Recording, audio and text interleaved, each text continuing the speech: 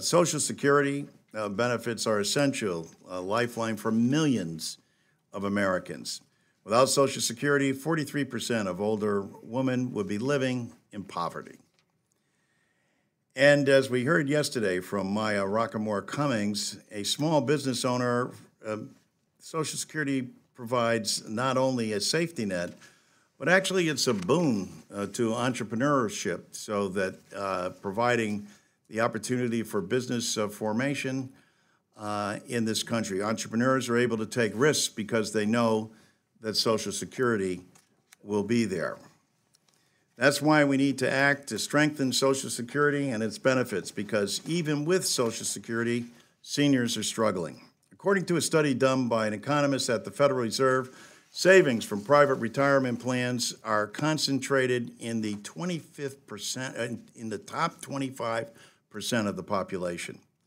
So in other words, the data shows that 75% of Americans are on average not saving enough retirement income through private plans. After the Great Recession 10 years ago, many saw their retirement savings wiped out.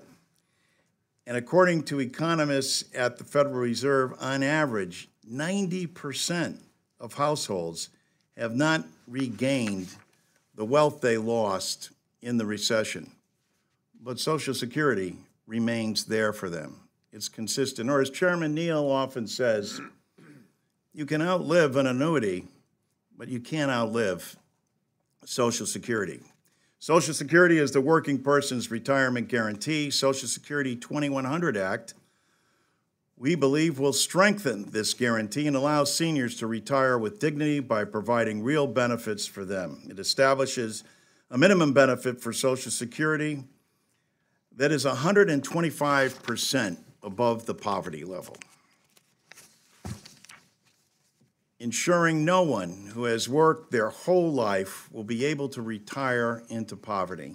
And unfortunately, for more than 5 million Americans, that's the current case, and more than 3 million women, and especially women of color. It also takes into account seniors' actual needs when it comes to cost of living adjustments, commonly referred to as COLAs. The Social Security 2100 Act implements a COLA that is endorsed by the AARP, known as CPI-E, the E standing for elderly, and the actual cost that they incur. And whether that's heating and cooling your home, whether that's pharmaceuticals, whether that's doctor visits, whether it's physical therapy, these are all vitally important. At yesterday's hearing, there was a lot of talk about people wanting to strengthen Social Security, and we welcome that. But it's important that we get into the substance as well. We are holding public hearings so that we can shine a bright light on all the proposals to secure Social Security that will help the American people. I want to thank Representative Rice yesterday for acknowledging that Chairman Johnson had a plan as well, and that Chairman Johnson, who we acknowledged yesterday, for his distinguished service to his country, an iconic national hero, also had a proposal that the chief actuaries also found was sufficiently solvent beyond 75 years. Of course, that bill was never heard, but it also cut benefits on average by 30%. And I want to thank again Congressman Rice for pointing that out in the discussion, of which he said there's got to be a need for us to come together as a committee and discuss this issue, and I think we should. And so that when we put forward proposals, whether they're goals or standards, that we talk specifically about just what it is that we're going to do, and I hope that our panel can accomplish that today. Our solution on this side is Social Security 2100. This would boost benefits and reaches solvency, and does so by a modest premium increase, because as President Roosevelt intended, everybody in this country has skin in the game. Every American understands when they look at their paycheck and they see FICA, that it stands for a Federal Insurance Contribution Act. They understand that they take that money out of their paycheck each and every week, bi-week, or month, so that they can have an earned benefit by way of an insurance policy that not only serves as a retirement vehicle, but unlike any other policy or program in this great government of ours, provides a disability benefit, provides spousal independent coverage as well. The story of Social Security is replete, and we heard many good stories, including yesterday of the Republican leader's mother and what she had to endure in raising that great family that she did. And so we're pleased again today that we're going to be able to focus on this. And I just wanted to take a look at a couple of things, including I'd asked to submit for the record, Americans make hard choices on Social Security. A survey with trade-off analysis, and this was done by the National Academy of Social Insurance. And I submit that for the record, and because, you know, what we find is that people have come to favor Social Security in this manner. A majority of the public doesn't mind paying for Social Security because it provides security and stability to millions of retired, disabled individuals, children and widows, spouses of deceased workers. And according to the National Academy of Social Insurance, it's favored by Republicans by 72%, by independents by 81%, and by Democrats by 87%. A majority of the public favors a proposal to increase Social Security benefits, including to the Committee to Preserve Social Security and Medicare. Republicans by 66%, independents by 70%, and Democrats by 84%. Americans are willing to pay a little bit more to strengthen Social Security. With the Social Security 2100 Act, the average working American would only have to pay about 50 cents a week to make sure that Social Security is solvent beyond 75 years, provides a 2% overall increase for everyone, make sure that no woman can retire into poverty, or no working person can, to make sure that we have a COLA that actually reflects the real cost that the elderly incur, and to make sure that there's a tax cut for more than 12 million Americans who, because in 1983, the last time that we did anything significant with the program of Social Security, was the last time that we altered this program in any significant or meaningful way. But by moving Social Security for the individual from being taxed on $24,000 if you're an individual and $32,000 if you're a married couple, by moving that to $50,000 and $100,000, 12 million Americans will receive an immediate tax cut. And so we're here today again to talk about the need to expand the benefits and what great benefits that Social Security provides. And with that, I'll recognize the Republican leader, my good friend Tom Reed. Well, thank you, Mr. Chairman, and to the witnesses, I welcome you, and I apologize for being tied up on the floor with that vote. And Mr. Chairman, I really do appreciate this second hearing today on Social Security. As we indicated yesterday, I'm happy to join you on this issue that is so important to so many Americans that face the issue of Social Security insolvency, in particular, in 2034. And this is an important topic, and I'm glad to see that we're focusing on this topic as opposed to some of those on the other side that are focused on the issue of impeachment and other issues of the president. And Mr. Chairman, as I mentioned yesterday, and I shared with you and to those in this chamber, the story of my mother, a widow raising 12 kids all by herself, who relied on Social Security, a military retirement benefit, and a life insurance benefit, and recognizing those three legs of the stool, if you would, that were able to keep our family intact and brought a lot of security to our family in regards to knowing that we would have a roof over our heads and food on the table. And so we share the commitment to Social Security. I share the commitment, and I know my colleagues on this dais share the commitment to work with you and with our Democratic colleagues to achieve reform in Social Security that's going to ensure that Social Security is here, not only today, tomorrow, but for generations to come. And as I stated yesterday, the principles and the mission that we start this conversation with are clear. And because of their importance, I will state them again today. The mission of the Republicans on this subcommittee is to secure Social Security benefits without tax increases. The principles are simple. They are known as LEAP, the long-term economic growth by encouraging work, not penalizing it, equal treatment for public servants, acting now to defend those future generations' benefits, and protecting the most vulnerable people through focused reforms. One of our principles is very much at the heart of today's hearing, protecting the most vulnerable people through focused reforms.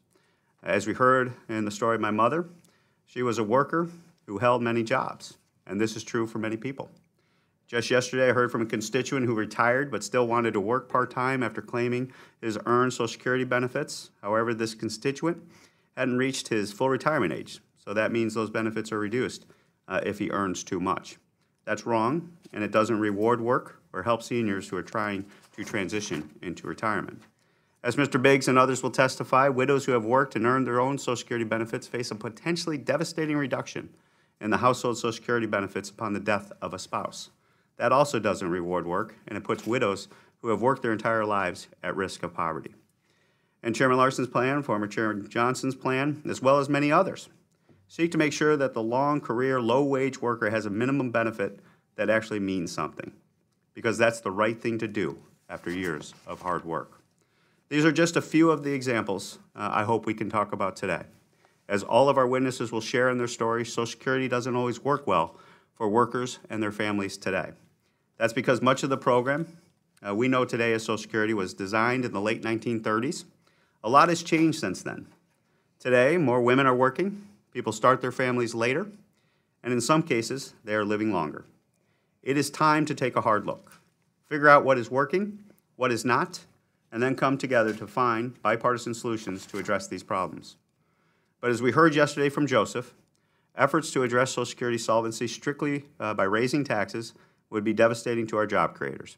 Jobs are the cornerstone of Social Security. You earn Social Security benefits as a result of work.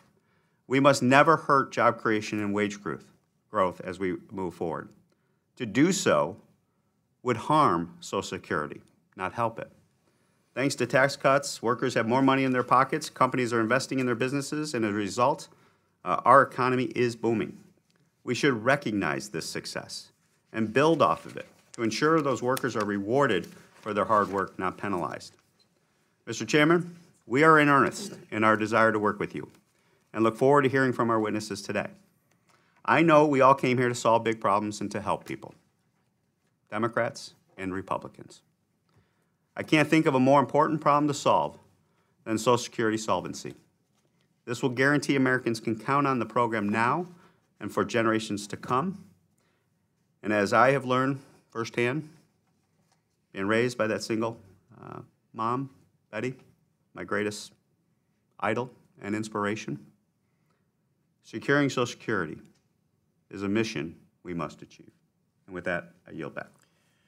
I thank the distinguished Republican leader, and we look forward to working with you. We look forward to seeing the specifics of your plan, because I think without a plan or without a concept to demonstrate for witnesses and what people can actually take a look at, it's hard to talk about platitudes, however lofty and idyllic they are. And our panelists here today are here to discuss from their perspective the importance of benefits and what they mean to the public. And we have, and God bless them, they arrived early, and as I explained, we had a vote, but we'll be hearing from Max Richmond, from Betty Marafino, from Abigail Zapota, from Mr. Andrew Biggs, from Joan Entmarker, and finally from Donna Butts. Each of your statements will be made as part of the record in its entirety. I would ask that you summarize your testimony in 5 minutes or less.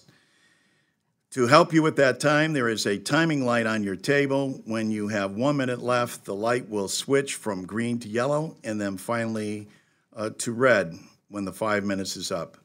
We'll begin with Mr. Richmond. Chairman Larson, Ranking Member Reed, members of this subcommittee, on behalf of the millions of members and supporters of the National Committee to Preserve Social Security and Medicare, thank you for holding this hearing and for inviting me to testify. Since the program's creation 84 years ago, Social Security has been and is an enormously successful program that is essential to the retirement security of the vast majority of Americans. While Social Security benefits are modest, averaging about $17,000 a year, Social Security is still the single largest source of income for retired Americans.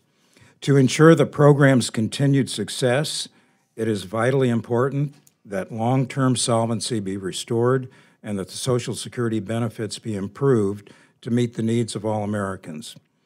We believe that it is essential that proposals to strengthen the adequacy of Social Security benefits for all effectively address the economic inequality disproportionately faced by women and communities of color as well. For example, women have been and continue to be subjected to persistent gender wage discrimination that leads to smaller Social Security benefits. Women often give up jobs and paychecks to care for children and elderly parents, also leading to reductions in Social Security benefits. Women are less likely to have a pension, and even if they do have a pension, it's usually less than what men receive. And finally, women live longer than men and consequently are more likely to outlive their retirement savings. Likewise, Social Security is extremely important to communities of color because African and Latino Americans tend to have lower earnings and less pension coverage than white Americans. For instance, almost 50% of African American beneficiaries, 52% of Latino beneficiaries rely on Social Security for 90% or more of their income in retirement. This compares to about 40% of all races who depend on Social Security for 90% or more of their income. These facts led the National Committee's decision to prioritize retirement equity, supporting legislation that rights the economic wrongs threatening millions of Americans. To that end, we support several proposals that would improve benefits, which are explained at length in my written testimony, and I would just like to highlight a couple of our recommendations. First, we support improving Social Security survivor benefits to treat one-earner and two-earner couples more fairly and reduce the likelihood that survivors fall into poverty. We believe that Social Security credits should be given to caregivers of children and elderly family members. We also propose that future cost of living adjustments be based on a fully developed Consumer Price Index for the Elderly, or CPIE. The CPIE would more accurately measure the rising prices of goods and services paid by seniors than current Urban and Clerical Worker Index, that's what's currently used. Finally, seniors age 85 and older, and women in particular, are more likely to be financially vulnerable, even with Social Security. To ensure additional security, we support a benefit, we call it a bump up, for all beneficiaries 20 years after retirement. To make these important proposals affordable and extend the program's long-term solvency, the National Committee to support strengthening and the financing of Social Security by first eliminating the cap on Social Security payroll contributions so that rich and poor and those in between pay at the same rate, and by gradually increasing the Social Security contribution rate. Mr. Chairman, members of the subcommittee, 3 decades of stagnant middle-class wages and eroding retirement benefits threaten to put millions of retirees on a path to hardship. Women and communities of color are on a more troubling path because they face this retirement crisis and also bear the burden of years of economic inequality. The proposals I've discussed in my oral and written testimony will address Social Security inequality for women, communities of color, and help ensure a livable retirement for more Americans. And we applaud you, Mr. Chairman, as well as Congressman DeFazio and Senators Blumenthal, Sanders, Casey, Van Hollen, and others who have introduced many of these proposals as legislation. Finally, I urge the Ways and Means Committee to approve this legislation and ensure that all Americans can depend on Social Security to protect them against the growing need for economic security in retirement, disability, and survivorship. Thank you very much. Thank you, Mr. Richmond. And now it's my great pleasure to recognize someone from my home state of Connecticut, a retired English professor and teacher who represents the Alliance for Americans, Betty Marfino. Thank you, Congressman Larson and Ranking Member Reed and members of the Social Security Subcommittee. I am from West Hartford, Connecticut, and I'm Betty Marfino, president of the Connecticut Alliance for Retired Americans, a grassroots advocacy organization of more than 57,000 people. We are an affiliate of the Alliance for Retired Americans, which has 4.4 million members and is fighting to protect the health and economic security of all other older Americans. As part of our outreach, members of the Alliance speak with and interview retirees all across the country. Health concerns and income security are common to most seniors, and many tell us their only income is their monthly Social Security check. Retirees fear what would happen to them if Social Security were cut and worry about the skyrocketing cost of prescription drugs. I'd like to share a couple of stories we gathered that illustrate the challenges facing older Americans. David from New Haven, Connecticut says, "My wife and I retired, and we both have several health problems. We live on $900 a month from Social Security. We are worried that if we lose Social Security through a benefit cut or have Medicare coverage reduced, we would be unable to pay for our health care." Mary of Essex, Connecticut says, "I have crippling rheumatoid arthritis and get an infusion every 6 weeks. The cost for this procedure is $4,200. Without this treatment, I would be confined to a wheelchair. I worry that if Medicare is reduced, I would not be able to afford this treatment. I do not have a pension and receive $700 a month from Social Security. Every month, I take money out of my small bank account to supplement my Social Security check. I am 78 and hope I don't live a long life because I don't want to rely on my relatives to help me." On a personal note, my maternal grandmother, mother of 6 and a widow at age 50, often said how glad she was to receive my grandfather's Social Security check, because that check, she said, kept her out of the poorhouse. At the time, Connecticut had poorhouses in many communities for those with very little money. There was one not very far from my grandmother's house, and every week she baked her babka and brought it to the poorhouse, and sometimes I'd visit with her. And the poorhouse was a very, very basic, bleak place. And I am concerned that if we have cuts to Social Security, we might wind up back in poorhouses. Fortunately, my grandmother was able to live in her modest home until she passed away at the age of 102. For decades, economists described the U.S. retirement system as a three-legged stool with a pension, Social Security, and personal savings, all supporting retirement.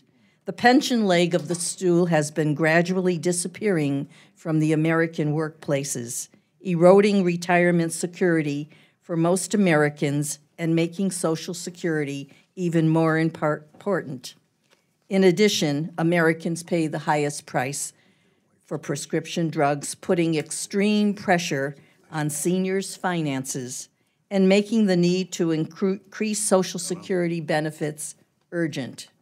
A recent KFF poll found that 23% of seniors find it difficult to afford their prescriptions, and 29% of all adults did not take their drugs as prescribed because of costs. To ensure all Americans have the dignified retirement they have earned through their lifetime of service, the Alliance for Retired Americans urges Congress to expand Social Security, increase earned benefits for current and future beneficiaries, and expand the CPIE. We must also help widows and widowers. We urge Congress to ensure that surviving spouses receive 75% of the total household's Social Security benefits they receive prior to their spouse's death. This change is particularly important to women. The poverty rate for women over 65 is almost twice that of men over 65, and more than half of elderly women in poverty are widows. To fund benefit increases and extend the solvency of the trust fund, the Alliance supports lifting the payroll cap and requiring millionaires and billionaires to pay their fair share into the trust fund. I see my time is up, but if I just close with one quick paragraph, Congressman, I'd like to close by reminding everyone that Social Security also protects people with disabilities and the surviving children of deceased parents. The president of the Arizona Alliance for Retired Americans, his father died when he was a child, and credits Social Security with keeping him, his mother, and his siblings out of poverty. On behalf of the Alliance for Retired Americans, thank you. Thank you, Betty. Ms. Sapota, you are recognized and may proceed. Thank you, Chairman Larson and Ranking Member Reed, for inviting me to speak today, as well as the rest of the committee. It truly is an honor to be here. My name is Abigail Zapote, and I'm the Executive Director of the Latinos for a Secure Retirement Coalition. Our organizations represent the more than 58 million Latinos in the United States, nearly 1 out of 5, and the fastest growing and youngest ethnic group in the United States. By 2060, our community is poised to become 30% of the American workforce, making it imperative to have a Social Security insurance program that is robust for future generations. Our strong cultural values of La Familia, of caring for your parents, spouses, and children, are exemplified by Social Security. I sit before you today on behalf of all Latinos to take a stand in protecting Social Security. First and foremost, by saying no to proposals that would cut benefits, no to proposals calling for privatization, and no to proposals that would raise the full benefit age, as we know this results in lower benefits no matter at what age benefits are claimed. Secondly, to speak to the importance of 4 benefit enhancements that would improve Social Security and exponentially increase quality of life for beneficiaries. In 2018, the average annual benefit for seniors was roughly $17,000. These benefits are far from generous. Yet for Latinos, these benefits are lower and even more critical to their livelihood. The average benefit for Latino men was roughly $15,000 and only $12,000 for Latina women. Without Social Security, the elderly poverty Latino rate would increase from roughly 1 out of 6 to 1 out of 2. To put this into better context, I want to share a story from a Latina senior in California who faces issues that benefit enhancements could remedy. Mrs. Gonzalez knows it could be worse. She has diabetes but uses Medicare to help cover her health cost. She struggles to make ends meet but takes care of her nutrition needs through the use of supplemental security income. But for some of her friends and other Latino seniors, daily life is even more difficult. I have friends gone homeless. Their living expenses just got too high and haven't found family members they can move in with. I'm trying to find help for them, but it's not easy. This is the reality that many Latino seniors face every day, relying on Social Security and community programs as lifelines to seeing a doctor and finding housing and affording food. We can begin to resolve these issues by increasing funding to SSA's operating budget to better serve America's growing Social Security beneficiary population. Due to the increase in healthcare, housing, and living expenses for seniors, adopting a consumer price index for the elderly is a top priority. This would ensure that the CPIE reflects expenditures of the elderly and produce a higher COLA that truly keeps pace with inflation. In 2017, nearly 1 of 5 Latino workers were paid poverty wages that left them below the federal poverty line even when they worked full-time year-round. Additionally, Latinos tend to work for employers who do not offer retirement accounts, which leaves them disproportionately unprepared for retirement.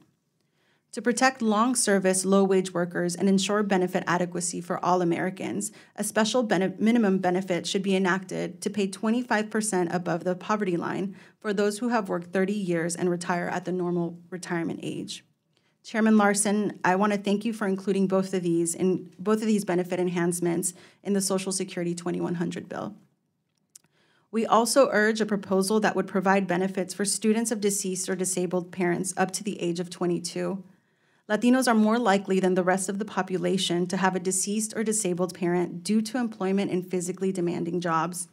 College costs have skyrocketed, and higher education has become even more essential to long-term labor market success. This change would help address college affordability for a disproportionately low-income group. Strong family values in the Latino community means workers also become primary caretakers for elderly relatives and children. We urge a proposal that would provide caregivers a Social Security earnings credit when they take unpaid time off from their work to provide care. The credit would be added to earnings to calculate future Social Security benefits for the caregiver's retirement. Lastly, the vast majority of working Americans will contribute to Social Security with every paycheck they earn.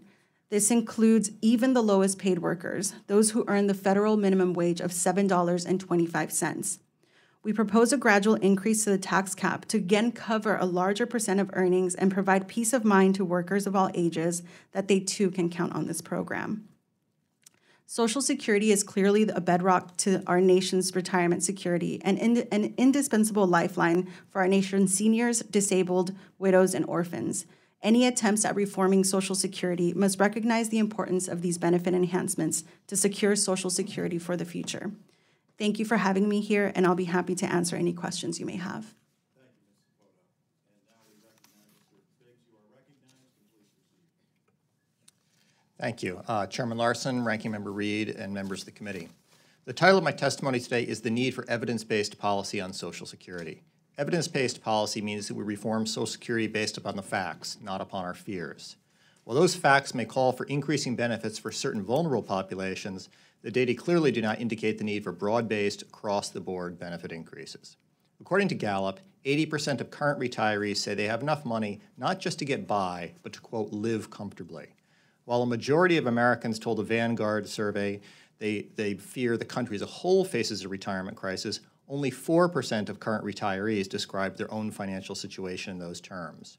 In a 2019 multi-country survey by ING, only 9% of U.S. retirees described their incomes as severely inadequate, versus 33% in France and Germany, who spend roughly twice as much as the U.S. on their Social Security programs. Today, the median U.S. retiree has a disposable income on par with Switzerland and higher than in Sweden, Denmark, or the Netherlands. How can this be? The answer is that Americans save much more for retirement than people in other countries. Of 70 countries for which the OECD gathered data, only 5 had higher levels of retirement plan assets than the United States. Moreover, U.S. retirement savings today are more than 6 times higher than when traditional defined benefit pensions were at their peak. More Americans participate in 401ks than ever had a traditional pension. And with 401ks, both employers and employees contribute, boosting savings versus traditional pensions where only employers contributed. The result is that U.S. retirement incomes are growing rapidly. From 1990 to 2012, the median retiree household's income grew by 32% above inflation, versus only 11% income growth for near retirees aged 50 to 59. The faster growth of incomes is evident for both low and high income retirees. Mr. Chairman, you mentioned a recent Federal Reserve study on the decline in household wealth since the Great Recession, which is mostly attributable to the popping of the housing bubble, in essence, the disappearance of wealth that never really existed. But those same Fed data show that incomes for median new retirees rose by 11% since the recession, while incomes for working-age households fell.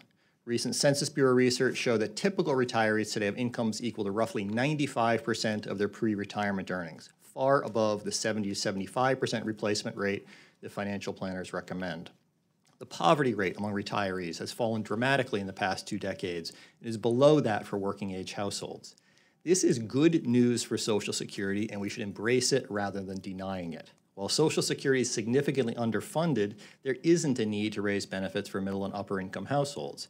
Indeed, research concludes that middle and upper-income households would reduce their personal savings in response to higher expected Social Security benefits. You can see this around the world, where countries with more generous Social Security programs have lower levels of retirement savings. Lower saving would reduce long-term economic growth, as would the higher taxes needed to fund an across-the-board benefit increase. Economists differ on how much economic growth would decline, but there is no real debate on the direction of the change. Higher taxes and lower saving mean slower economic growth. But we can fill the gaps in Social Security's safety net, which is not nearly as effective as it could be. I've personally argued for a true blanket guarantee against poverty in old age, something neither current law, Social Security, nor any of the proposed benefit expansions would provide. But absent such a guarantee, we can target benefit increases to vulnerable groups, such as widows, low-wage earners, and divorced individuals. Such targeted benefit increases have been included in reform proposals from members of both parties and could form the basis of bipartisan compromise. And bipartisan compromise is what the nation needs. Social Security reforms have never been passed on a partisan basis, and attempts to do so today will almost surely fail. And failure isn't a loss for a political party so much as a loss for the American people, who have seen Social Security's unfunded liabilities grow by the trillions while Congress has failed to act. This is the committee with the greatest responsibility for Social Security's future. Members have an obligation to know the program and to know the data on Americans' retirement savings and retirement incomes. But more importantly, they have an obligation to reach out to other members in a spirit of compromise to find ways to secure and to improve Social Security for future generations. Mr. Chairman, your suggestion of off-the-record discussions, question and answer periods where people can reach out to each other is precisely what is needed to move a bipartisan Social Security reform bill forward. Thank you very much. Thank you, Mr. Biggs. And we're now fortunate also to be joined by Joan Entmacher, and you are now recognized, and please proceed. Thank you. Chairman Larson, Ranking Member Reed, and members of the subcommittee, I really appreciate the opportunity to testify today on ways to enhance Social Security benefits. I'm a member of the National Academy of Social Insurance and a senior fellow, but the views I express today are my own. Although my testimony focuses on women, all of the options I describe would be available on a gender-neutral basis and would benefit others, including communities of color who have been disadvantaged in the workplace in other ways. Social Security's basic benefit structure has many features that are especially important to women, but its benefits are modest. The average benefit for women 65 and older is less than $14,000 a year, about 80% of men's. Even so, women are more reliant than men on income from Social Security, making improvements especially important for them. I'll briefly describe ways that Social Security could address 4 challenges to women's retirement security. Other witnesses have described them, and my testimony does focus on retirement benefits. First, the gender wage gap. Benefits for women and others with low earnings could be improved by adjusting the regular benefit formula so that all workers, especially low and middle income workers, receive a boost in their benefits, and or reforming the special minimum benefit so that workers with substantial work histories but low earnings do not retire into poverty. However, women with very short work histories might not be brought out of poverty even by a reformed special minimum benefit, although they would be helped. So Congress should also consider improving the Supplemental Security Income Program. The second challenge is unpaid caregiving, as others have mentioned. Social Security could provide credit for caregiving work by counting some years of caregiving as years of coverage in a reformed special minimum benefit. It could also give earning credits for caregiving years in the regular benefit formula. The third challenge are changed family structures. Today, most married women are in the paid labor force, and families rely much more on the earnings of both spouses. Also, an increasing share of women, especially Black women, will be ineligible for benefits as a spouse or surviving spouse because they never married or divorced without a marriage that lasted 10 years. So a package of reforms should include reforms to benefits that women earn both as workers and as spouses and surviving spouses. Currently, a surviving spouse can receive a benefit worth up to 100% of the deceased spouse's benefit or her own benefit, whichever is higher. This helps many widows, but many are still in poverty, and the design does not work well for today's dual-earner couples. A new alternative benefit would provide a surviving spouse a benefit equal to 75% of the sum of the spouse's combined worker benefits, up to a certain limit. That would increase benefits for the surviving spouse in low and moderate income couples and allow a surviving spouse to benefit from the contributions that both have made to Social Security. And the fourth challenge is longer life expectancy. Women, including women of color, face more years in retirement than men with fewer resources. Very few people know that both African American women and Latinas have longer life expectancies than white non-Hispanic men. Their retirement security could be improved by adopting a cost of living adjustment like the CPIE that accurately reflects the spending patterns of seniors, and/or by providing a boost to benefits for long-term beneficiaries with lower benefits. In conclusion, although women today are working more and earning more than women in past generations, substantial inequalities still remain. And the more troubling fact is that we aren't making great progress in reducing those inequalities. The gender wage gap has remained stagnant for the last 10 years. The participation of mothers in the workforce peaked several years ago. And that's because women still face incredible challenges combining work and families, the lack of family leave, the lack of schedules that work, and the lack of affordable, good quality child care. Women need enhanced Social Security benefits, and fortunately, as the bill introduced by Chairman Larson has proved, it is possible both to enhance benefits and to make Social Security secure for future generations. And I really look forward to the work of this committee on both of those important issues. Thank you. Thank you very much, Ms. Entmacher. And now we recognize Ms. Donna Butts. You please proceed and comment. Thank you, Chairman Larson, Ranking Member Reed, and members of the subcommittee for the opportunity to testify about one of the most important intergenerational family support and social insurance programs in America, Social Security. For more than 80 years, Social Security has been the premier example of a policy designed to secure and ensure the well-being of individuals and their families. In addition to its well-known role in providing retirement security, the program provides many essential protections for people of all ages, including disability insurance and survivors insurance. For many, it makes the difference between putting food on the table and deciding whether grandma or junior eats tonight. The impact of Social Security programs can be seen in every community in the country.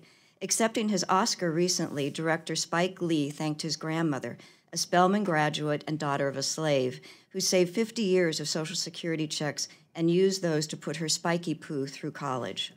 Another Social Security success is Congressman and former Speaker of the House, Paul Ryan, who saved his Social Security survivor benefits that he began to get after his father died suddenly. Mr. Ryan used his Social Security savings to help pay for his own higher education. And as with Mr. Reed, Social Security has a personal connection to my family as well. When my husband's father died when he was 7 years old, and while he doesn't remember which Social Security check paid his family's household bills, he does remember taking advantage of the student benefit before it was eliminated in 1981, allowing him and his sister to be the first in their family to earn college degrees. That extra little bit made it possible for him to graduate and begin his career with a degree without incurring the overwhelming student debt so many and their families are harnessed with today. Imagine the impact of reinstating the student benefit could have helping students access trade schools and four-year colleges and universities today. Social Security is a social insurance program that almost all workers pay into and in return qualify for and receive benefits. Social Security, whose framework was never meant to be set in stone, has been and should continue to be tweaked and strengthened, not dismantled or weakened. Social Security embodies an intergenerational compact. It lifts more children out of poverty than any other federal program. A 2016 study by the Center for Global Policy Solutions found child poverty rate would increase by nearly 20 percentage points without Social Security benefits, both direct and indirect, from 25.5% currently to almost 43%. Recently, Social Security has become even more important in light of the increase of the number of grandparents and relatives that are raising children, grandchildren, nieces, and nephews because of the opioid epidemic. 26% of grandparents who are raising grandchildren have a disability. And even with Social Security, 19% live below the poverty line. Researchers from Penn State estimated that without Social Security, it would be closer to 59%. Grandparents and other relatives who step up and form a protective grandfamily around our country's children save our country more than $4 billion a year by keeping children out of the child welfare system. They deserve our respect and the critical financial support Social Security provides. On behalf of Generations United, I make the following recommendations for strengthening Social Security and the support it provides our country's families, children, and older adults. Reinstate the student benefit for survivors up to age 22 for youth who remain enrolled in college to help today's students become the educated workforce our country's economy needs and lessen the overwhelming burden of student debt. 2, expand the eligibility for children being raised by grandparents and other relatives. 3, provide Social Security credits to caregivers.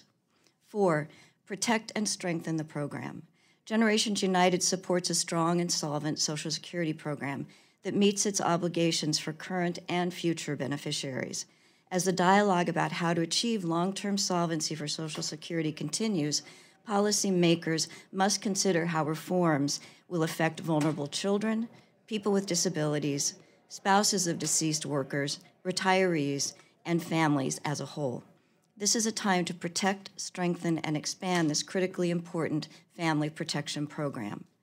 Robert Ball said, Social Security is built on awareness that no one can go it alone. True generational equity means acting on that awareness so that those who come after us and who stand on our shoulders can see a little further and do a little better in their turn. Now it's our turn. There's no better example of a policy solution that supports intergenerational solidarity than Social Security. It's designed to value and weave generations, reinforcing our interdependence so that each is stronger while helping our families and communities thrive. Thank you again for the opportunity to speak on behalf of the vital income protections Social Security ensures for all generations. Thank you, Ms. Butts. In fact, thank all the panelists for your testimony and for your patience and perseverance. Intergeneration solidarity, I like that. It's a unique term. And so now our questioning will begin of our panelists, and I'd like to start with Betty Marafino from my home state of Connecticut. And Ms. Marafino, you talk to seniors all over the state of Connecticut. Do you think that the current benefits that they receive are sufficient and is getting the job done for them? No. Could you expand on that? Yeah, I don't think it was clear enough. Could you expand? Yeah, I can. Last year we did a healthcare study, and we went and interviewed seniors and talked about their health care. Now, many of the seniors were living in low-income housing, and to a person they would say, I'm scared to death that I'm going to lose this, and what I have now is below the poverty line, and so they have a hard time. And what I notice, we very often go to community centers and senior centers where there's a meeting for seniors, and there's free lunch. Those lunches are filled with people, and they usually come an hour ahead of time to make sure they have a seat. And many tell us, this is our only meal of the day, a decent meal of the day. And I live in Connecticut in an area that is a pretty prosperous area, but there are lots of people who need this. And so to enhance their Social Security would be a boon to them. Thank you. I wanted to submit for the record also, and I appreciated what Mr. Biggs had to say about evidence-based information, and I think that is vitally important to the decisions that we have to make, especially I wanted to submit these Fed notes on the wealthless recovery, asset ownership, and the uneven recovery from the Great Recession, and the disappearing employer pension contributing to rising wealth inequality, both submitted by the Fed. And with that, I wanted to ask Mr. Richmond, and in your vast experience as the head of the Committee to Preserve and Protect Social Security in Medicare, there's a sense, and I have nothing but respect for Mr. Biggs, but there's a sense that it's quite a rosy picture out there for seniors. They're doing quite well. I have to say, doing as many public forums as I have across the country, that's not been my experience, but I like to call on the experts. And would you agree with that position? Mike? I respect Mr. Biggs. I've heard him testify. But it'd be good if he'd go out to some town hall meetings and talk to some people and hear what people are actually saying. And he's right, facts are important. He doesn't have the only facts in his testimony. It's my understanding that the Pew Research Center, highly respected, has said that today's real average wage has a lower purchasing power than it did 40 years ago. The Kaiser Family Foundation found that over the next few decades, middle-class wages are projected to be flat. Those are facts. They're as reputable as any I've seen. And the other thing I wanted to comment on Mr. Biggs' testimony, all of those people that thought that they were doing so well and had a comfortable life, I wonder how they would react if the law that the bill that Congressman Johnson introduced last year were passed and their Social Security benefits were cut by 1/3. Would they still be so optimistic? I don't think so. And that's the other important thing that we've acknowledged right along is that to do nothing means that in 2034 that individuals will receive, with Congress doing nothing as it has since 1983, that individuals will receive a 21% minimally cut to their benefits. How would your constituents act to that, Ms. Zapota? I think when it comes to the Latino community, there is a vast disparity on how much we have saved in private accounts for Social Security. Right now, Latinos have $10,000 saved, while our white counterparts have about $60,000 saved into retirement accounts, which means that having a robust Social Security system needs to be there for our community, especially knowing that Latinos right now, the median age is 28, my age, and so it is almost that much more important for younger Latinos as well to have this program, because to quote a Generation Progress study, which is the millennial arm of the Center for American Progress, millennials right now spend more money on monthly student loan repayment than they do groceries. To put that into, to really put that into context for everybody here, our generation does not have that expendable income, or there are a lot of barriers to access retirement accounts. And so it is that's why that is more important to make sure that we have Social Security in the future. Thank you so much. And let me recognize the Republican leader, Tom Reed. Well, thank you, Mr. Chairman, and thank you to the witnesses today. And I truly appreciate your testimony and your recommendations. And one area that I think I want to focus just a little bit on are these targeted, because of the topic of the hearing, to get to focused reforms for benefit opportunities to improve. And Mr. Biggs, you talked about it in your testimony, and obviously, being raised by a single mom, passed when my dad was 48 and she passed when she was 72. What are we looking at in regards to widows and your testimony as to how, what are you recommending that benefit adjustment be? Well, the survivors and disability benefits provided by Social Security are true insurance function. They pay benefits to the people who need them the most at the time they need them the most. And that's something which is real value added from Social Security. Widows can face a significant cut in their household benefits when they become a widow, when their spouse, and it's usually the husband, passes away, depending upon sort of the relative earnings between the spouses. Their total household benefit could be cut from 1/3 to 1/2. Now, your cost of living falls a little bit when you become widowed. You're not feeding two people, but your cost of living does not fall by 1/3 to 1/2. So that's pushing down their standard of living at a time when they don't have the option of going back into the workforce. They might have spent down some of their savings because they're older. So various proposals looked at how you protect widows.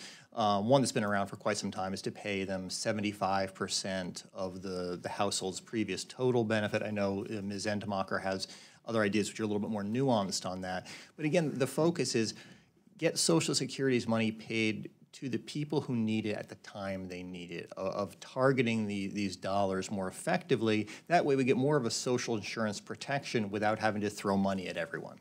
I appreciate that. And the mission of that benefit, what's the goal of that benefit?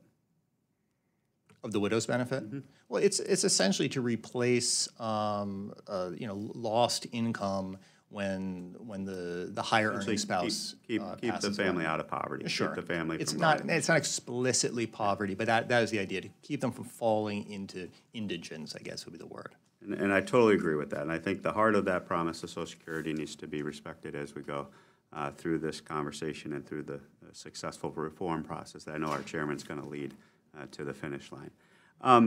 And as we have this honest conversation, I do want to focus a little bit because I see in all of the testimony only one area, and it's Ms. Entemacher, that talks about the length of life and the issue of longevity and how people are living longer. You're the only one who touched on that issue in your testimony between all the testimony I read here today. And so you have heard numerous times on our side of the aisle, or different folks that have attacked this issue, and some Democratic members, to their credit, have looked at the honest issue of longevity. People are living longer generally overall. So I'm intrigued by your assumption in your testimony, Ms. Entemacher, and also in Chairman Larson's bill. There seems to be, because there's no adjustment in the age retirement, the retirement age qualification. It's at 67, it stays at 67. So the question for me is, what is the magic of 67, and why are you not advocating for a lower retirement age if you're trying to expand retirement benefits? Well, in effect, the proposals that are made in the Social Security 2100 bill do provide some compensation for the benefit cut that is occurring because of that increase in the retirement age. That increase in the retirement age is a cut in benefits across the board that affects everybody. So the 67? The 67, yeah. So the 1983 reform. You're trying to compensate for that cut of benefits that occurred in 1983. That's part of it, okay, absolutely. So what's the magic of 67? In 1983, I think people looked at the numbers and tried to come up with some changes that would, bring Social Security back into balance. And part of the way they did it were these benefit cuts. There was a delay in the COLA, and there was also an increase in the retirement age. So just so I get your testimony correct, and you've spent a lot of time here. So 67 is an arbitrary number. It's not based on any type of analysis as to life longevity, the issue of retirement age. We shouldn't be looking at it from a evidence or a background in data. We should just pick an arbitrary date or an arbitrary age?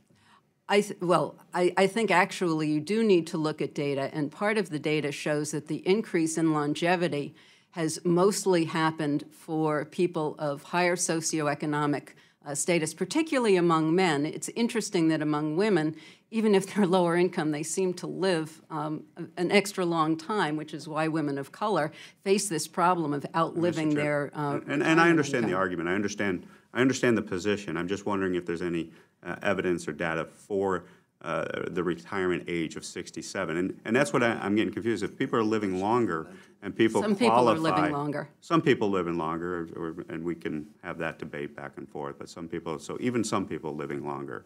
the retirement age debate itself, I think, is something we need to really have a conversation about, an honest conversation about, is what are we trying to ensure for that retirement period? And if you have a retirement period, when does that period begin and when is it likely to end? And I guess that's the question that I'm intrigued by as we go through this testimony and as we go forward, Mr. Chairman, as to exactly getting this correct in regards to what is the best age for these benefits to kick in and the amount of risk we're trying to cover with the Social Security retirement insurance benefit.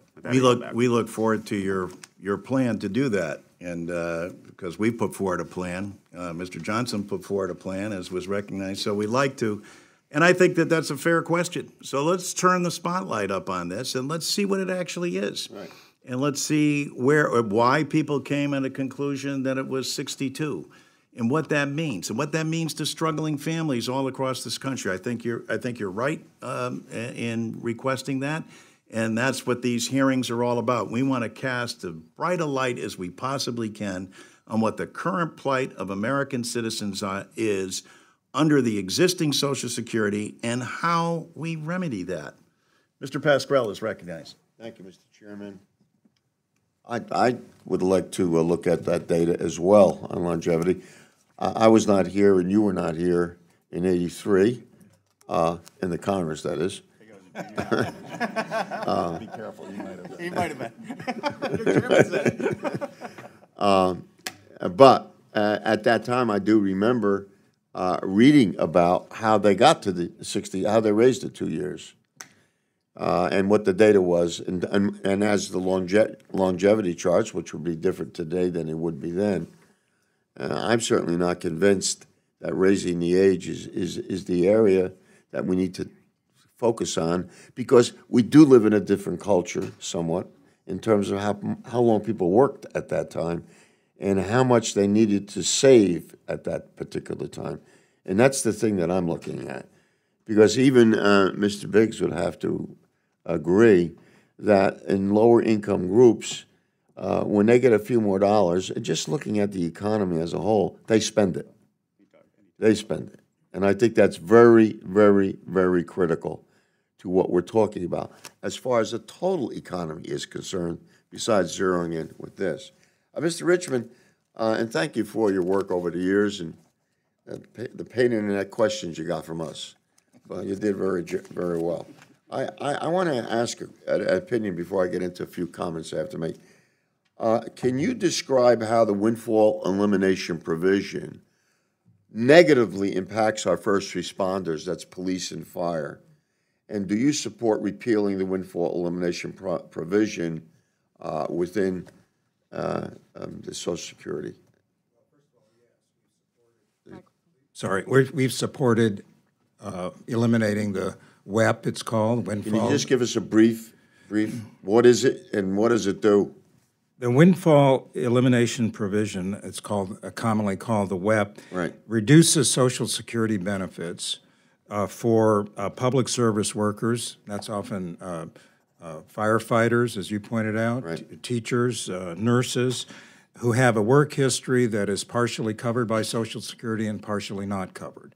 So even though this is really the heart of why we support eliminating it, that penalty, even though they contribute all their quarters to Social Security, right, they're penalized because they have this other benefit, and that's wrong.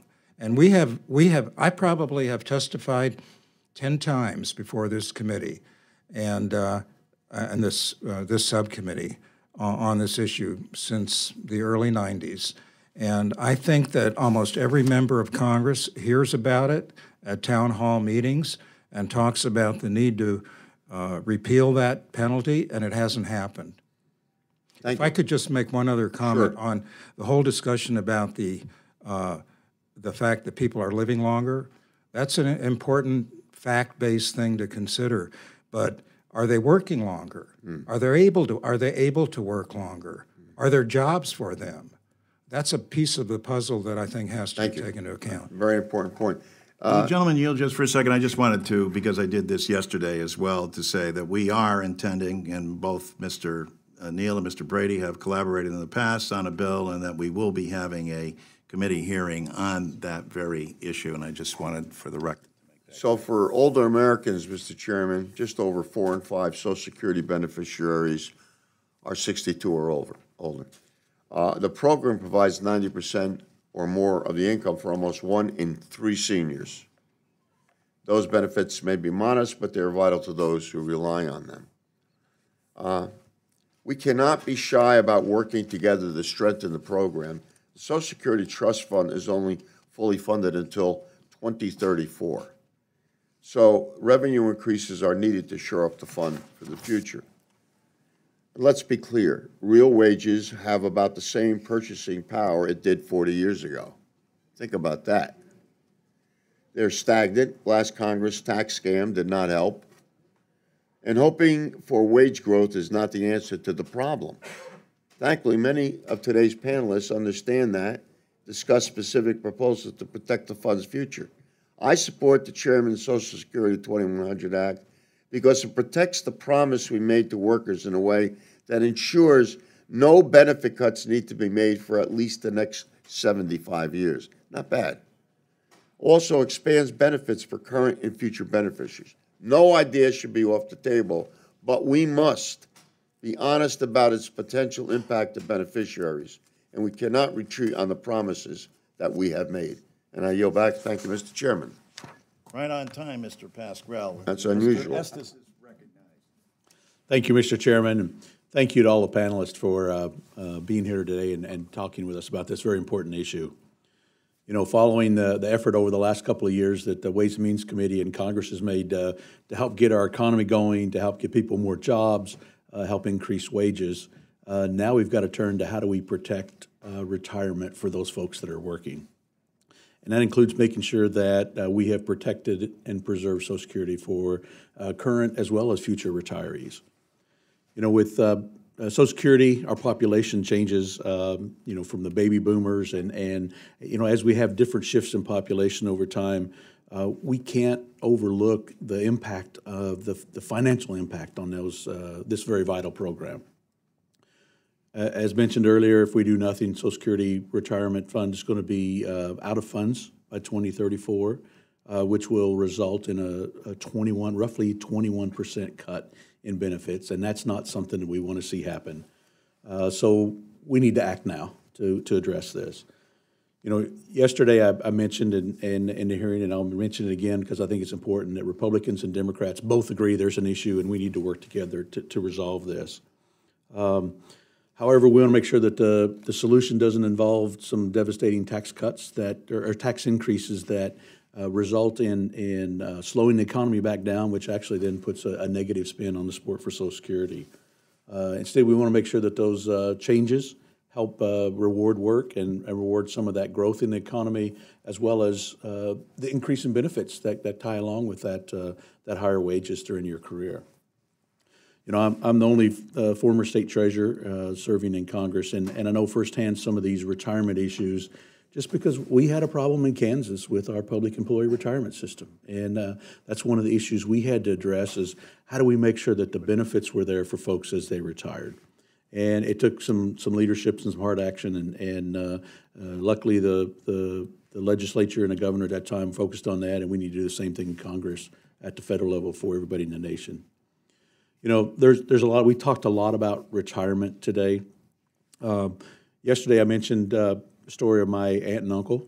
My uncle passed away, and my aunt had to raise my 3 cousins, and Social Security was one of those benefits that helped through that.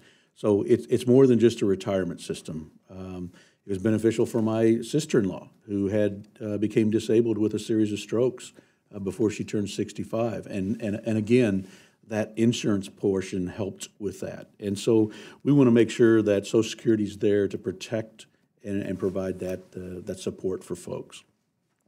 Mr. Biggs, we've talked a lot about, you know, how we need to act now to address some of these issues with Social Security. You know, the folks say that the longer we wait, the harder it's going to be. Can you talk a little bit about why that's important and what's critical about that? Sure. And the reason acting now makes solving the problem easier is that it spreads the problem over a larger number of people, over more generations, so that they absorb a smaller change each, and it gives people more time to respond. If you think about the increase in the normal retirement age, it was legislated in 1983. It started increasing in 2000. It won't reach 67, I think, until 2022. That gives people a lot of time to adjust. As a result, people on average are retiring about 2 years later. They're leaving the workforce about 2 years later today than they did back in 1990. They're responding to it. But if we wait to the end, we have to do it all at once, you don't have any chance to respond. Somebody's already retired, it's hard for them to go back to work. You can't increase your savings. The sooner we act, we should have acted 20 years ago, 30 years ago, when we were first being warned about this. And the reason we don't is politics. People need to act so that everybody else has time to respond. If you do it, the problem works out. If you leave it to the end, it's very, very hard.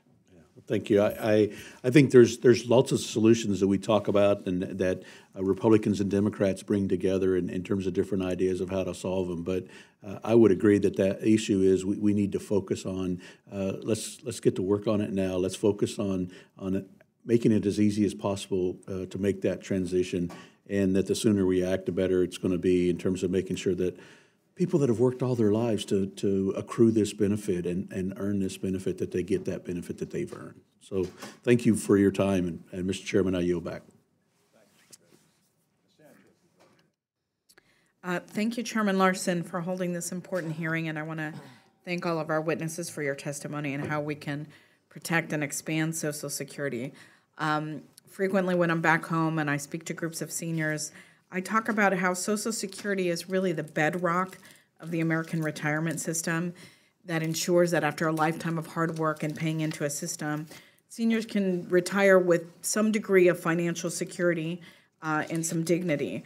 But sadly, more than ever, we see millions of retirees who depend mostly or entirely on their Social Security benefits. And although those benefits are great and they lift millions of Americans out of poverty, they're very modest and they haven't kept pace with the cost of everything that continues to go up. So as daily necessities such as housing, prescription drugs, on and on become more expensive, seniors are having to make tougher and tougher choices between, do I put food on the table or do I pay for my much needed medication? And we hear horror stories of people taking half doses, et cetera, because they just can't stretch their retirement income to cover it all. Social Security as a woman is particularly important to women who tend to make less than their male counterparts and over their lifetime of work. And they also tend to outlive their spouses. And as a Latina, and I'm sure probably Ms. Zapote would agree with me, because not only are we paid less than our male counterparts and we live longer, but I think I read a statistic, I think it's like 70% of Latina women work for employers who don't even provide any kind of retirement plan for them. So even if they chose to participate in something, they are working for employers that don't even offer that to them. So how are they expected then to really save the adequate amount for their retirement? I want to start with Ms. Entmacher. In your testimony, you noted that a one-person elderly household needs about 79% of the income of a two-person household to maintain the same standard of living. Can you talk about the financial impact that losing a spouse has on the surviving spouse, and how widowers and widows fare in retirement? Yes, well, first of all, let me point out that as Mr. Biggs said, and I agree with this, the household Social Security income declines sharply at widowhood from between 50% for a couple that had equal earnings to about a third for couples where there was just one earner, and that's a loss. The other, another important factor is that not only does, some women, as we've heard from members of this panel, are widowed early, but in general that occurs later in life. Assets have already been spent down, and particularly if there's been a period of illness for the spouse who dies, expenses go up. And there's medical expenses, caregiving expenses, so that often exhausts whatever savings the family may have had. And then a widow faces years alone. And again, that can increase living costs because you don't have a spouse who can help care for you when you fall ill or need help being driven somewhere. You're on your own. And so both immediately upon widowhood, there's an economic shock, and in the years that follow. And many widows continue to live for a substantial period of time relying on these benefits. And in my testimony, there's a chart that shows that both widowed men and widowed women have much higher rates of poverty than married couples do. For widowed men, it's a little less than twice as high as the poverty rate for married men. For widowed women, it's about 3 times the poverty rate. So this is a real issue for both men and women. And I'm pleased to see that the reform that both Mr. Biggs and I have suggested would improve benefits for spouses and working couples for both men and women if they survive. Yeah, I have a bill that's called the Protecting Our Widow and Widowers in Retirement Act, the POWER Act, which would create an alternative benefit of 75% of the combined benefits that the couple received when they were both alive. Do you think that that would be something that could address this this weakened financial situation for widows and widowers? Yes, I do. Okay, great. Thank you so much. I yield back to the chairman. Thank you, Congresswoman Sanchez. Mr. Arrington is recognized. Thank you, Mr. Chairman, and I appreciate your sincere desire to fix this broken system and this insolvent program that has been important to for so many years. And I think we can all agree we've got to do something, and we need to do it now. And as I've said before, I think you and the ranking member have as good a shot as anybody to lead us to that bipartisan solution. And I think we've agreed, at least I've heard a lot of agreement, that whatever solution we do come up with for at least this generation of reforms to Social Security must be bipartisan or nothing will get done. I think that that's in the general agreement up here. So I'm going to put our witnesses to the test here and ask that they work to help us reach that bipartisan solution for the American people. So it's probably pretty evident to most in the room and those listening from wherever that Mr. Biggs probably leans more Republican, conservative. He's referenced Sam Johnson's reform legislation, so there is a Republican solution on the table. And then I'm going to also be a little presumptuous, but if I was a betting man, I'd bet that the 5 other witnesses are probably lean more Democrat and probably more favorable to Mr. Larson, Chairman Larson's legislative reform initiative with respect to Social Security. I'm going out on a limb there. Okay, but I'm a Texas riverboat gambler, so I'm going to do it. Let's start on this end with Ms. Butts. I don't want to know what you think about the wonderful piece of legislation that Chairman Larson has introduced. I want you to tell me what you think about Sam Johnson's legislation and what in those provisions would be acceptable to you, because we're going to have to take some of one side and some of another side, and so work to help me get to that bipartisan solution. Help us get there today. So, and I'm going to work my way down the list all the way to you, Mr. Richmond. So be thinking about it. Would the gentleman yield for a Yes, sir. second? It'd be great if we had that legislation in front of them so they could see it. I shouldn't assume they've read the Republican version of how we're going to fix this problem. So and do it in a way that's going to. But I would please proceed. I just wanted to.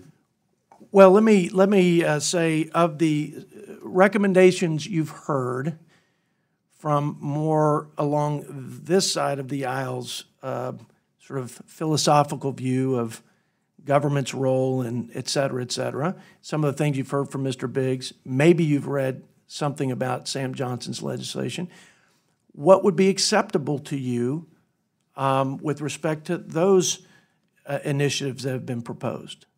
And Mr. Biggs, I'm going to ask you, what would you accept if you were trying to work a deal to save this great program and be a great example to the rest of this country that we can actually work together to solve a problem? So, Ms. Butts, what would you do? What would you accept? Well, thank you, Mr. Arlington. I wanted to say first that Generations United, we are very proud of the fact that we work across the aisles and with both parties and all people to bring together a solution.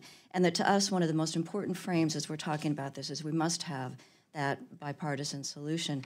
But the framework that works for all of us is family. Once we get outside of Washington, we don't talk about whether grandma gets Social Security or a child gets survivors or an educational investment. What we talk about, the fact is it's not a fight, it's a family. And I don't mean to interrupt, but give me one provision, because that's beautiful, and I agree with you, but I got 1 minute now, and I probably won't get through the rest of them. Can you give me one provision you'd accept from the sort of Republican side of the table here? And just think about it, Ms. Edenbacher, and we'll come back to you. Ms. Edenbacher, is there one provision you would accept? Well, I think the Mr. Biggs' idea of focusing improvements on the people who need them is an important one. I think that's a reasonable. And that is, that is where the improvements that we made should be targeted. That's a priority. Right. But I think that. No buts. No, I'm kidding. Well, I'm kidding. No. I appreciate please, that. Yeah, please I'd like do. to finish. But middle-income people really can't afford benefit cuts, and the problem with relying on benefit cuts, particularly if we protect those at or in retirement as we need to, is that they fall most heavily on younger generations, and those are the millennials who are struggling with stagnant wages and with high student loan burdens. They're the people who entered the labor market when Thank you. Mr. Chairman, my time has now expired. Are you sure you're not a senator, Mrs. Edenbacher? Quite sure, and relieved that I'm not. No, listen, I appreciate your comments. I'd love to hear the comments from everybody else, including you, Mr. Biggs, but my time's expired. I'll yield back, Mr. Chairman. Well, we hope there'll be ample opportunity in the future to present side by each these proposals, and I think that will give both witnesses and members an opportunity to thoroughly go back and forth. And I think that that's an important breakthrough and sign, because, there haven't been hearings and there hasn't been specific proposals in front of people. Now there are, and that's testimony to both sides and to the witnesses. And with that, let me recognize Mr. Higgins. Thank you, Mr. Chairman. Thank you for your leadership on this initiative again, and appreciate the ranking members' willingness to work in a cooperative manner toward the goal of preserving what we all want to preserve. First of all, you have 62 million people receiving Social Security benefits each year. 41 million of them, it's a majority of their annual income. For 20 million, it's 90% or more of their annual income. Based on the facts, Social Security benefits are spent. So for every dollar that you provide for Social Security benefits, you get $1.50 in economic output. That's a return on investment of 50%, which seems to be a pretty good deal when compared with other government spending. And also, this is not a giveaway. This is the Federal Insurance Contributions Act. People pay during their working years this retirement account from which they should expect reasonably to be able to take advantage of it. The question is, what can we do to make it better? What can we do to make it stronger? What can we do to help beneficiaries help in the growth of the economy? So most Social Security beneficiaries also have Medicare Part D, and they have that withheld from their Social Security, which is about $135 a month, a little bit more. That's $1,626 each year, and if you reduce that amount from the average Social Security beneficiary's annual income, that's $17,532. You're left with $15,906 after Medicare. In 48 states, the poverty level is $12,140. That's So you're $3,700 each year away from poverty, or $313 a month, or $78 per week. Mr. Richmond, you've been at this for a long time. Mr. Larson has a proposal on the table which is designed to increase benefits and increase the stability long-term of Social Security.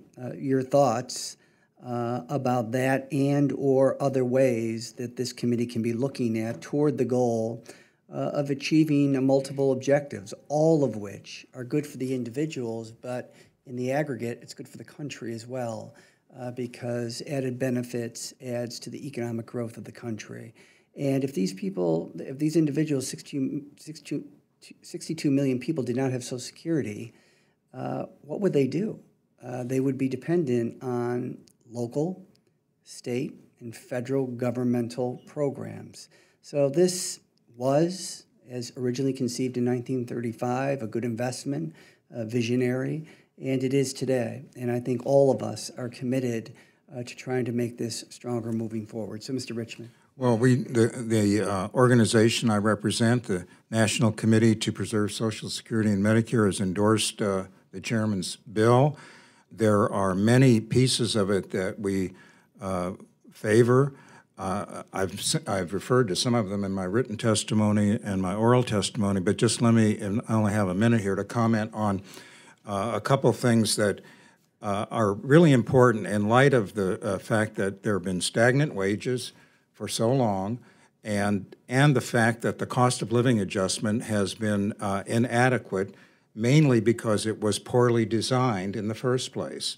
And Congressman, the Chairman's Larson's bill would fix that by adding some money to the minimum benefit. I think it's about $70 a month. It may not be a lot to people in this room, but to a lot of seniors, it is a lot. And Ranking Member Reed, I think, would agree with that. And the COLA. You know, the COLA is so important. You cannot, I'm sure you have your town hall meetings. Everybody in the fall is waiting to hear what's the COLA going to be. In 2010, 11, and 16, the COLA was zero. And seniors do not understand how people in Washington have determined that their cost of living didn't go up in all those years. And that, as you know, the COLA is important because it's like money in a savings account.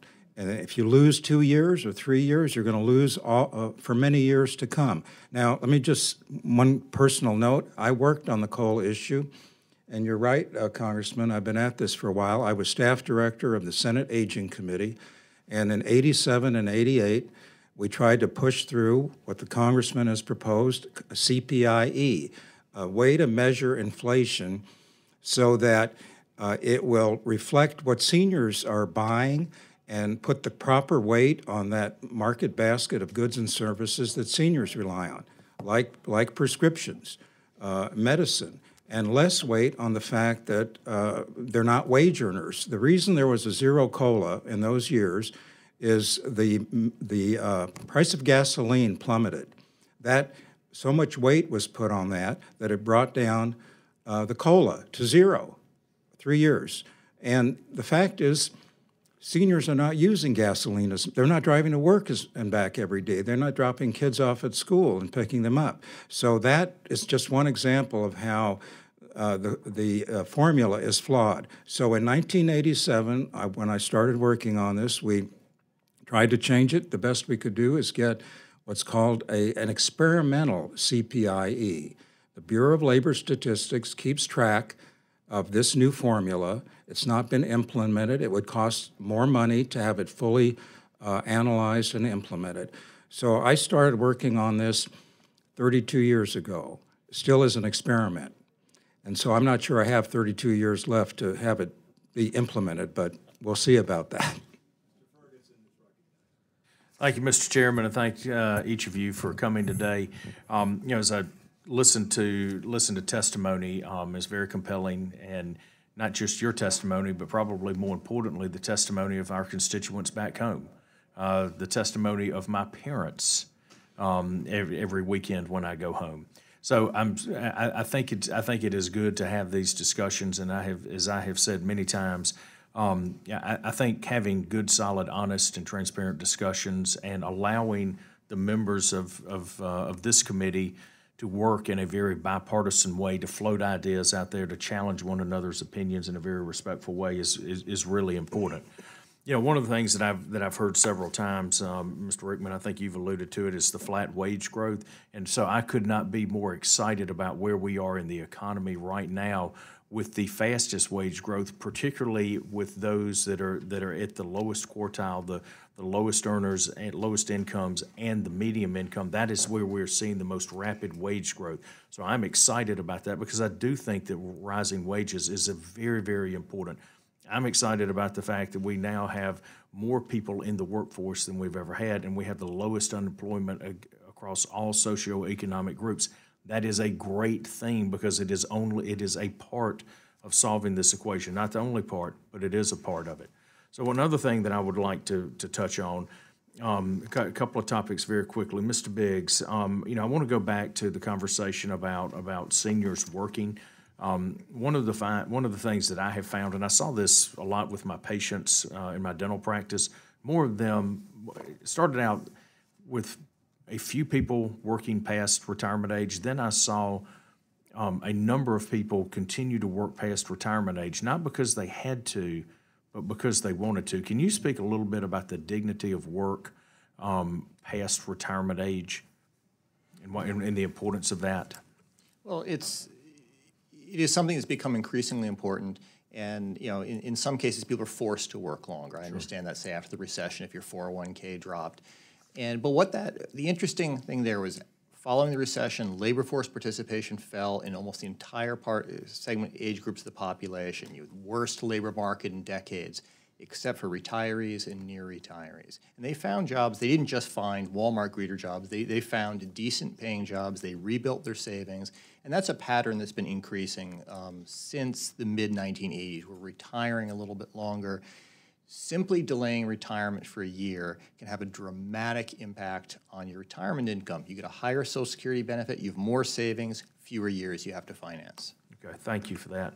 Another question, you talk about the cost of living, and one of the things I'd just be interested in a very quick thought from you about, do you think the COLA should be adjusted for urban areas versus rural areas? Well, I don't have enough background to answer that. I think it should be adjusted from clerical and urban wage earners, which is what it is based on now. That may be a good. I don't know if that's a good measure. But well, I look at what the difference is a lot of times between urban America and rural America, and I think before we just go across the board on this, we really ought to look at what those different areas mean, what the living standards are there, and that kind of thing. So I think before we jump onto that, I'd just like for us to recognize that there may be a difference. I agree with you. I mean, we need to make sure the whole purpose of a COLA, at least for Social Security, is so beneficiaries don't fall behind because of inflation. And if the formula is flawed, it's not going to work. Okay, real quickly, this is the lightning round. I'm going to follow up. I'm going to take Mr. Arrington's idea here very quickly. What is one thing out of Sam Johnson's plan that you could accept? Well, I don't even need very much. I don't need much time. The only thing I would say is when you bet that the composition of this panel, you're probably right. So he would reduce the COLA. No. What's the one thing that you could accept? Nothing? Nothing. I don't really know the plan, but from what I'm hearing, probably nothing. I have to say, it's kind of unfair to these panelists. They don't have the plan. It's never been submitted, and you guys are asking them to answer a plan that's never been submitted? Fair enough. I guess maybe I should ask that question a different way, but again, I want to make sure that we're getting as many ideas. I will say this to the gentleman. I'm happy to bring Sam's plan out here. Let's lay it side by each and let's go through it. I mean, that's what a hearing process should all be about. Congressman, we did some analysis. I don't have it in front of me, but I'd be happy to send it to you. And also, I want to thank you for co-sponsoring the BOLD Act that deals with Alzheimer's disease and would go a long way to helping an awful lot of people. Okay, good. I yield back. I see my time has expired. Thank you, and again, Mr. Chairman, Ranking Member, thank you for having this hearing. The witnesses, thank you for your time here, making the time in preparation, and also staying for all of us to ask our questions. We've touched on a lot of things yesterday. I emphasized that we do need to take the political posturing out, as my colleagues have said, and work together to try to come up with the solutions. I talked yesterday, others had mentioned, it was mentioned earlier, about why raising the retirement age would be unjust and unfair to people who are working backbreaking work, who the lowest quintile, lowest 20% of the income score have a life expectancy to 76. To raise their retirement age to 70 is a burden in and of itself, but would reduce their expected retirement by fully a third. Is something that we shouldn't do. But what I'd like to talk to today, and it's something I hear a lot about when I'm at home, and we've talked about it, is the windfall elimination provision that we touched on earlier. It's an arbitrary and regressive policy that most often hurts the workers serving in our communities, in particular our teachers, government employees, first responders. And one particular story is a teacher, a person in my district, Sarah Stevens of Haynesville. She's 76 years old. She teaches English at our local community college, College of Lake County.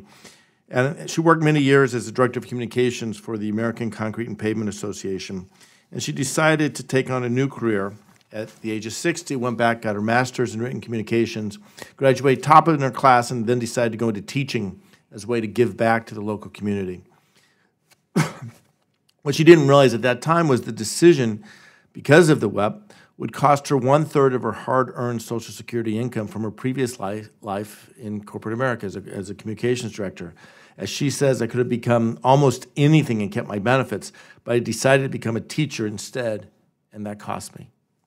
Now at 76, she wants to retire but can't for fear of losing that Social Security. That's only one example. I hear about this all the time, almost everywhere I go. So, Mr. Rickman, I'll turn to you. Could you discuss the windfall elimination provision and how it affects low-income and public service employees, and what options you think would best reform the problem? Well, the best option would be to eliminate the penalty entirely. And I mentioned earlier that we've been lobbying on that for a very long time, and it is many public service employees, first responders, firefighters, teachers, nurses in many states that are penalized up to, I think the example I've seen recently is between $450 and $500 a month, because they have spent part of their work history in Social Security covered employment, and the other part in working for an entity that did not cover Social Security, was not covered by Social Security. So, Congressman, the thing that, and I know you hear from, and I've been to your district with you, and I've heard some of those same stories. The thing that really bothers people, even maybe as much as having a reduction, is they don't even know about it until they're about 60 years old, and they get a statement from Social Security, because now, we don't get all those statements. You get one at 60, and it tells you what your benefit is going to be. And in very tiny print at the bottom, it tells you how you might be impacted by the WEP, by the windfall elimination provision. And they are shocked. Here they are, considering retiring in a couple of years, claiming Social Security, and they find out their benefits are going to be cut by $400 or $500. They didn't know anything about it. Right. That's wrong. So, and I'll put an exclamation point on that. Saturday, I was in a part of my district that is economically struggling community. The schools have a hard time keeping teachers because they can't afford to pay as much. They last year ran the entire year with 3 open spots. And then I think back to my kids' experience at their school, my experience going through school, and some of my best teachers. Dr. Mackey, my physics teacher, was someone who had a career in industry and had a passion for science, and he brought that passion to what we did. And it was in many ways because of Mr. Mackey, Dr. Mackey, that I went on to be an engineer in college, and changed the course of my life. We need more stories like that, but by having these penalties on these teachers, we are putting a burden on them. I want to create opportunities for people to we are working longer, we're living longer. let's make that second career a career that strengthens our communities, and I think this would be a way to fix that. So with that, I went over my time. Thank you. I yield back. I would thank the gentleman, and I would mention again that, and you were out of the room when we said this before, but, and this came up at our last hearing as well, that we do intend, both the Ranking Member Brady and Chairman Neal have introduced legislation, in fact, introduced legislation in the past that actually did get a hearing. It was never taken up, but it is our intent to have a hearing on that issue, both WEP and GPO as well, and to fully discuss and air that, and then hopefully take that to a markup. And with that, we'll recognize Mr. Boyle.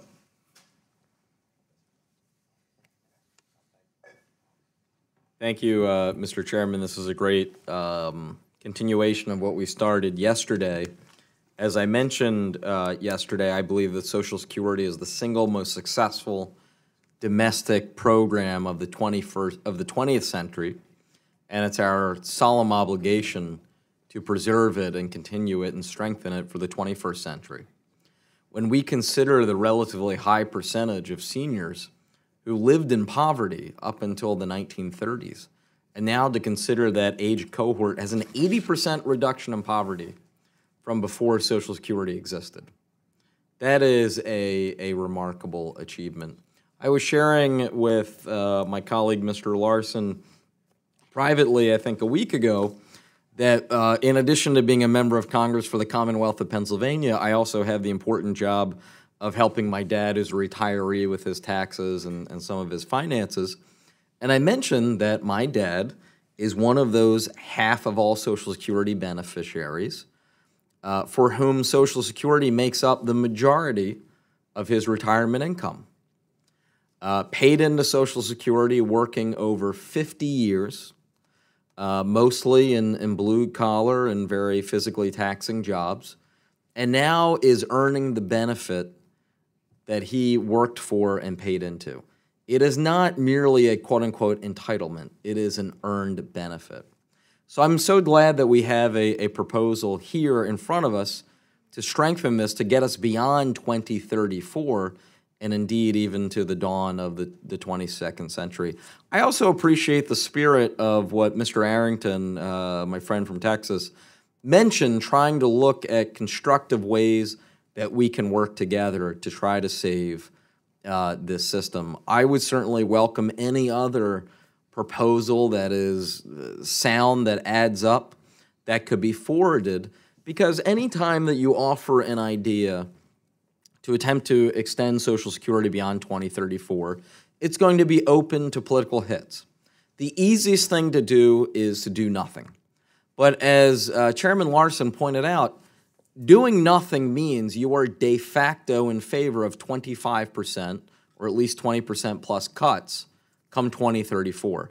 And those cuts would continue as we get later on into the century. So with that, I do want to address to the panel and would open up to anyone who wants to comment on it, because one of the questions that has come up previously is this notion that life expectancy is increasing, which clearly was the case for the bulk of the 20th century. I believe we've just had now a few straight years in which, unfortunately, life expectancy has actually declined in the United States. So I was wondering if any of you could actually add facts to the preconceived notion as it relates to life expectancy, number one.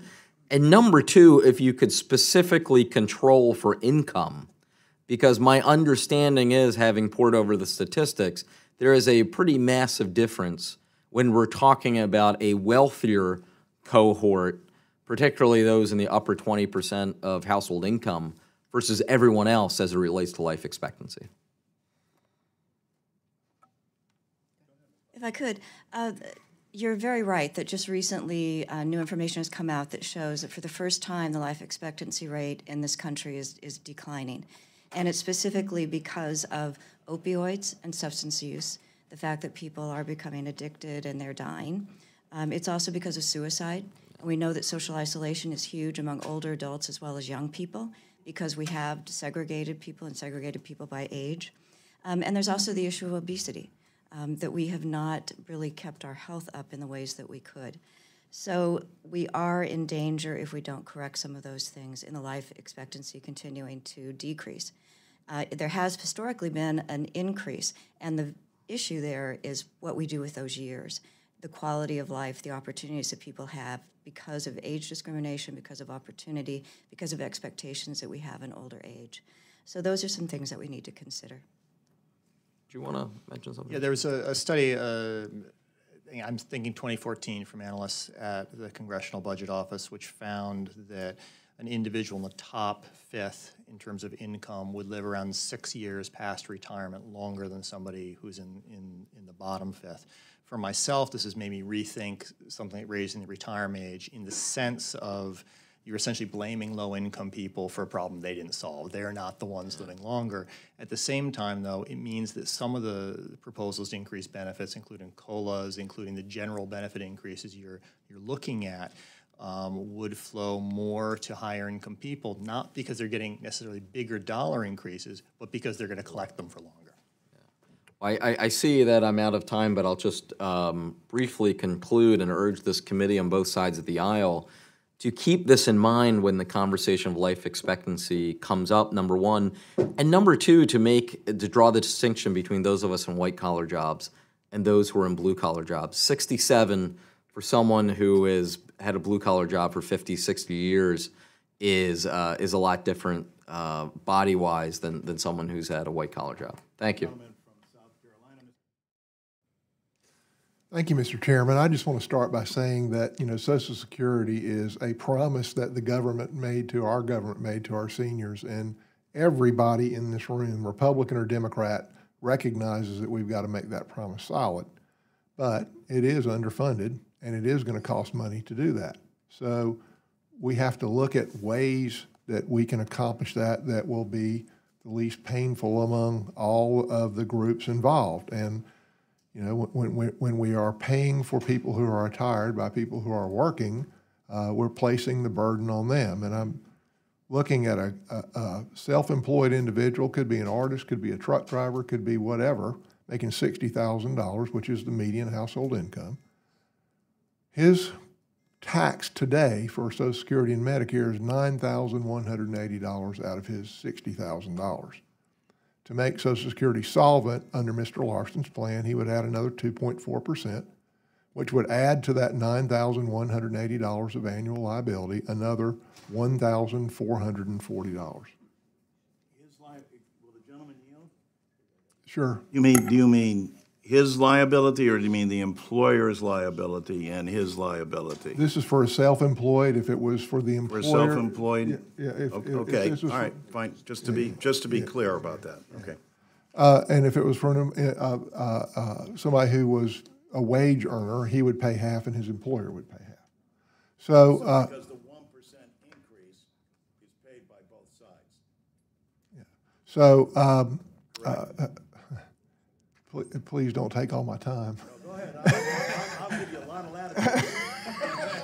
Okay, so let me be perfectly clear here. The median, you're taking my time? No, go ahead. Okay. No, please, go ahead. The median household income is $60,000. Self-employed guy. Could be an artist like my brother, for example. Could be a truck driver. Could be an Uber driver. Could be anybody. It could be a painter. Could be a carpenter. Could be anybody. If he makes $60,000 a year, his tax is $9,180 today. And under Mr. Larson's plan, which it adds 2.4%, that's another $1,440. Over how many years? Golly gee. You're taking all my time. I'll give you extra time. I just want to make sure that we, as we're going through the facts, that we get them correct. When fully implemented, it will be $1,440 over 24 years. Okay, he's like 50 cents a week right now if he's making. The bill says $9,180 plus another $1,440 is my point. So it's not small change, and this is for a guy who's making the median household income. And if we look, when I started working in 1982. the cap on Social Security, the most you had to pay taxes on was $32,400. Today, you add $100,000 to that. It's about $132,000. So, you know, there has been a huge growth in this. I want to ask you, or I'm sorry, I can't see your name, ma'am, in the red coat. I can't see your name. Yes, ma'am. Why is there a cap? Why was there a cap placed on the wage base when they put Social Security in place? Why did they do that? They put a cap because of the concern that they didn't want benefits to be too high for high-income people, and that was why there was a cap. The reason that it went up from $32,000 to about $132,000 today is that over that period of time, average wages increased. They increased much more for people at the top. But Mr. Biggs, why? Tell me your read on why there was a cap placed on Social Security wage base. The original was called the Committee on Economic Security, which is put together by President Roosevelt. They proposed that people with earnings above the cap wouldn't even participate in Social Security, that there'd be no redistribution that way. The compromise in Congress was to have the capped payroll tax, and what he was trying to do was, Roosevelt's quote was, he wanted to differentiate Social Security from what they then called relief, but what we would today call welfare. He wanted to see and really, you know, the way this has been pursued throughout the years and was that you give us your money, it's kind of like your account, and we'll give it back to you when you retire. But in fact, if we like remove the cap and just withhold on people and don't give them any return, it's really not an insurance premium anymore. President Roosevelt said people should pay in and get the money back with some reasonable rate of interest. I'm guessing FDR would think negative is not reasonable. So what we're doing is we're actually converting this from a premium to a tax. Sure. Yeah. So, you know, it is, everybody understands that we've got to make this promise solid. Nobody disputes that. I want to say, too, that like Paul Ryan, my father died when I was 16 years old, and his Social Security benefit sure as heck made it easier. I won't say it made it possible, but it made it easier for me to get through college. And I absolutely appreciate Social Security and want to do. And also, my mom is a school teacher, and she suffers from the prohibitions under the WET. We've got to do something about that. But the question is how this thing gets paid for. And I think if you're talking about adding another $1,400 to the annual liability of a guy who's making $60,000 on top of the $9,200 he's already paying, that is a substantial cost. And if we totally eliminate the wage cap, we are absolutely converting this thing from a premium, which is the way that it's been sold to the American public for the last 80 or 90 years, to a tax. And with that, Mr. Chairman, I yield back. Well, I thank the gentleman, and I think because the gentleman has been outstanding in coming to these hearings, even when you're not on the subcommittee, and I really do appreciate that because of your interest. But I do think we also have to make sure that when we're talking about this as well, there was not only how Roosevelt viewed this, but just as important how Eisenhower viewed this. What Eisenhower thought was that he knew what these GIs were going through. He knew what they were coming home to. He knew that in order for them to succeed in retirement, and especially having come through, along with Roosevelt, the Great Depression, that they had to come up with a formula. And so they came up with a system that everybody is aware of. It's called the Federal Insurance Contribution. Let me emphasize insurance contribution. Now, the gentleman said the other day, this isn't insurance because you don't have a choice. You don't have a choice over automobile insurance in your state either, or group insurance through people, but it is insurance, and clearly, as several have pointed out, social insurance because of the social inequity and vicissitudes of life that happen in a entrepreneurial, capitalistic society. And it was that balance that both, well, Roosevelt and Truman and the last president to do anything about it, Ronald Reagan. Let me again applaud, for the record, let me applaud President Trump for both having the temerity and the guts in the heat of a presidential race to stand up to 16 other Republicans who were trying to get him to say that it was an entitlement that needed to be cut. And he refused and said it was a benefit that people earned. He will earn my respect forever for having done that. And but I do think that this is the kind of conversation that we need to continue to have as we go forward. You wanted to say something, Mr. Chairman. Go ahead. Well, before we wrap up, Chairman, I just wanted to sincerely thank you for the hearings yesterday and today. And this is exactly the type of dialogue I think the American people want us to have. You know, there's no secret. We have serious disagreements between your side of the aisle and our side. But we can work through those disagreements through this open dialogue. Exactly. And you should be applauded, rightfully, for scheduling these hearings, dropping your bill. It comes with risk. That is to our colleague from Pennsylvania, Mr. Boyle, when he talks about Social Security has always been described as that third rail of politics. But thank you. And thank you to Paul Ryan, our colleague on our side of the aisle, that raised the issues of Social Security and Medicare in a way to at least now we are in the situation where we need to have, and will have, because of your leadership, these conversations.